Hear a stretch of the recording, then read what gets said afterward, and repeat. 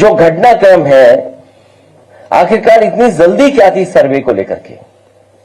जब आपके पास places of worship act है 1991, उसके तहत आप सर्वे नहीं कर सकते हैं, लेकिन सरकार और अधिकारियों ने जानबूझ करके एक सोची समझी रणनीति और साजिश के तहत उन्होंने ये काम किया।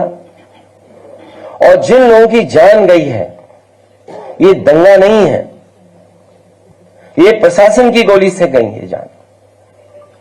गोली अगर कहीं से चली है तो प्रशासन ने चलाई है। आज भी कोई सच्चाई नहीं जानता है कि आखिरकार जिलाधिकारी या वहां के बहुत सारे वरिष्ठ अधिकारी उन पर दबाव क्या है, किस कारण ये इस तरीके का काम कर रहे हैं जो अनडेमोक्रेटिक है, अनकॉन्स्टिट्यूशनल है। जहां पर अभी भी कार्रवाई चल रही है, पार्टी के लोगों को निशाना बनाना, वहां जो लोग जेल चले गए, जब उनकी कहानी सुनने को मिलती है, इतनी अन्याय की कल्पना कोई नहीं कर सकता जो उनके साथ हुआ है। उनके शरीर पर चोट है, और इतनी चोट है जिसकी हम और आप बता भी नहीं सकते हैं। पूरा शरीर काला कर दिया, बहुत पीटा है, इतना पीटा कि जान चली जाती, और उन पर दबाव बना रहे हैं कि जैसा प्रशासन चाहता है वैसे बयान दीजिए आप। जब हमारी पार्टी के विधायक और लोग गए मिलने, तो उसके बाद सस्पेंशन हो गया अधिकारियों का,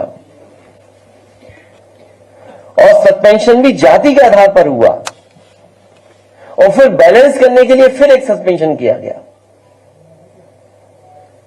ये कहां की सरकार है?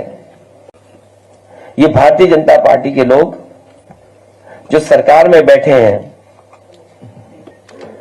ये भाईचारा के पक्ष में नहीं है, ये दरारवादी पार्टी है। भारतीय जनता पार्टी दरारवादी पार्टी है, दरारवादी पार्टी। इनके लिए इंसान के जीवन का कोई मोल नहीं है, क्योंकि उसी से वो राजनीति करना चाहते हैं, उसी से राजनीतिक लाभ लेना चाहते हैं। भाजपा के अगर काम देखें हम लोग, या पिछले इतने कार्यकाल का जो हम आकलन करें, तो यह भारतीय जनता पार्टी हृदयहीन पार्टी है।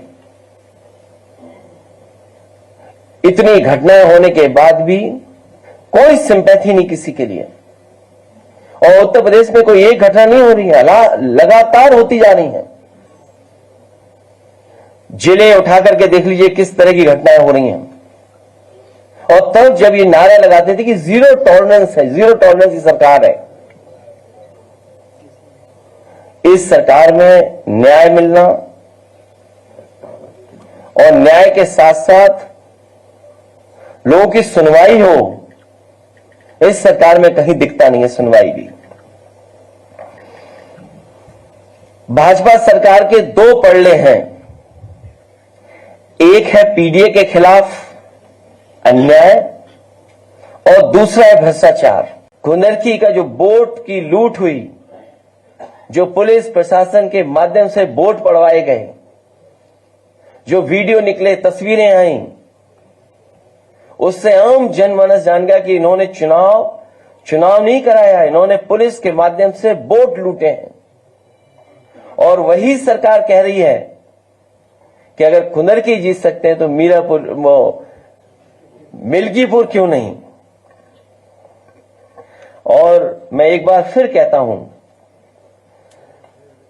कि संभल की घटना नहीं थी, ये बहुत बड़ी साजिश और षड्यंत्र था। जो खोदने वाले लोग हैं वो रुकने वाले नहीं हैं। अभी हाल ही में इन्होंने आगरा में भी एक एएसआई की संरक्षित बिल्डिंग को गिराने का काम किया। और आगरा में जब जानकारी लोगों को हुई, समाजवादी पार्टी ने अपने तमाम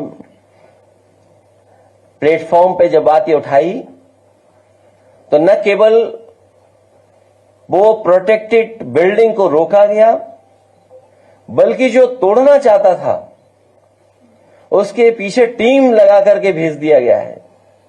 सुनने में आया वो आगरा से फरार है, लेकिन जो जानकारी मिल रही है, जानकारी है कि विक्रमादित्य और कालिदास के आसपास ही कहीं वो है। डेमोक्रेसी की बात करने वाले लोग और संविधान की बात करने वाले लोग वो जानते होंगे कि ये अनकॉन्स्टिट्यूशनल है कि जहां आप दूसरे पक्ष को सुन ही नहीं रहे हैं और ऑर्डर कर दे रहे हैं। और क्या जल्दी थी कि आप तैयार बैठे थे सर्वे करने के लिए, कि आप तुरंत सर्वे के लिए पहुंच गए, जब हर पक्ष ने और खासकर मुस्लिम पक्ष ने यह कहा कि आप सर्वे करने आए तो हम पूरा सहयोग करेंगे, और पूरा सहयोग हुआ। तो क्या वजह थी कि दोबारा फिर सर्वे करने के लिए जाना पड़ा उन्हें, और बिना सुने आप फैसला कर सुना रहे हैं। आप ये भारतीय जनता पार्टी के वो लोग हैं, आप इनका इतिहास उठा करके देख लो। ये सुप्रीम कोर्ट के लिए भी झूठ बोलते हैं, बड़ी बड़ी संस्थाएं उनमें भी झूठा आश्वासन देते हैं, एफिडेविट भी झूठा देते हैं। ये झूठ बोलने वाले लोग हैं, इसीलिए मैंने कहा हृदयहीन लोग हैं। इनसे उम्मीद करना कि संविधान के रास्ते पे चलना आप भूल कर रहे हैं।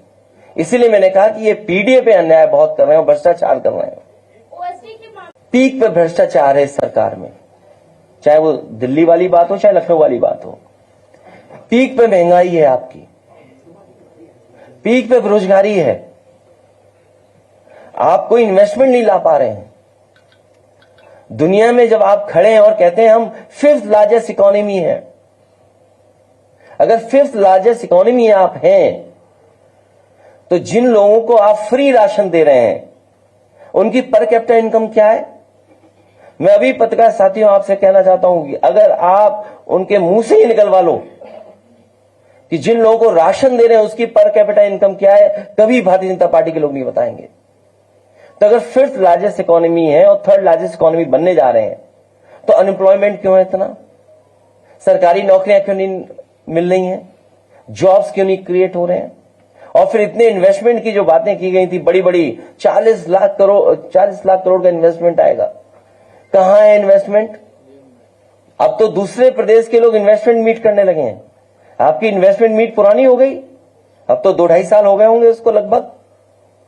तो 2-2.5 साल पुरानी जो आपकी इंडस्ट्रियल पॉलिसी थी उसमें जब कोई इन्वेस्टमेंट नहीं आया, जो और प्रदेश इन्वेस्टमेंट मीट कर रहे हैं, तो वो तो नई इंडस्ट्रियल पॉलिसी बना रहे होंगे, नई तरह की सुविधाएं दे रहे होंगे। तो इन्वेस्टमेंट आपके आएगा कि उनके आएगा? और दुख की बात तो यह है कि देश के प्रधानमंत्री जी भूल गए यहां के 40 लाख करोड़ के इन्वेस्टमेंट को और वहां के इन्वेस्टमेंट के लिए अपील करने जा रहे हैं। आपको एक सर्टिफिकेट चाहिए वीसी बनने के लिए, आप आरएसएस के सदस्य होने चाहिए, बस। सब ये नियम बकवास है। इस वीडियो को लाइक करें, हमारे चैनल को सब्सक्राइब करें और बेल आइकन जरूर प्रेस करें। हमारी न्यू वीडियो सबसे पहले देखें।